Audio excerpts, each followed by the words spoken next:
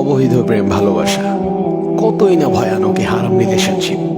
আপনি 5 ওয়াক্ত সালাত আদায় করছেন, রুটিন করে নিয়মিত কোরআন তেলাওয়াত করছেন, আপনি পর্দা করছেন, রাসূল সাল্লাল্লাহু আলাইহি ওয়াসাল্লামের সুন্নাহ মেনে চলছেন, নিয়মিত কতই না দোয়া করে যাচ্ছেন, আর এর পাশাপাশি আপনি কন্টিনিউ করে যাচ্ছেন একটি হারাম রিলেশনশিপ অর্থাৎ জিনা, যা হচ্ছে কবিরা গুনাহ।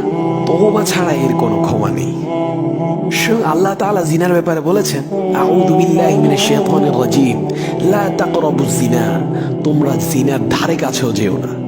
আর আমরা জিনার ধারে কাছে না, জিনার আষ্টে পৃষ্ঠে জড়িয়ে আছি। শেষ পর্যন্ত হারাম রিলেশনে থাকা মানুষটিকে জীবনসঙ্গী হিসেবে পাবেন কিনা তারও কোনো নিশ্চয়তা নেই। অধিকাংশ হারাম সম্পর্কের শেষ পরিণতি বিচ্ছেদ অথবা ধোঁকা, অথচ পাপগুলো আপনার আমলনামায় থেকেই যাবে। আবার অনেকেই ভাবে বিয়ের উদ্দেশ্যে হারাম সম্পর্কে জড়ালে কোনো গুনাহ হয় না। ভাই, হজ কিংবা কোরবানি করার নিয়তে কি চুরি ডাকাতি করা জায়েজ আছে? যদি এইটা জায়েজ না হয়, তাহলে তুমি কি করে ভাবো বিয়ের উদ্দেশ্যে হারাম সম্পর্কে জড়ানো জায়েজ হবে? আবার অনেকেই ভাবে বিয়ে করে নিলে হারাম রিলেশনের গুনাহ মাফ হয়ে যাবে। এটি নিতান্তই একটি ভুল ধারণা। কবিরা গুনাহ তওবা ছাড়া কখনো মাফ হয় না। আর তুমি বলছো তুমি বিয়ের পর তওবা করে নিবে? আরে তুমি আগামীকালের সূর্যটি দেখতে পাবে, এর কি গ্যারান্টি আছে?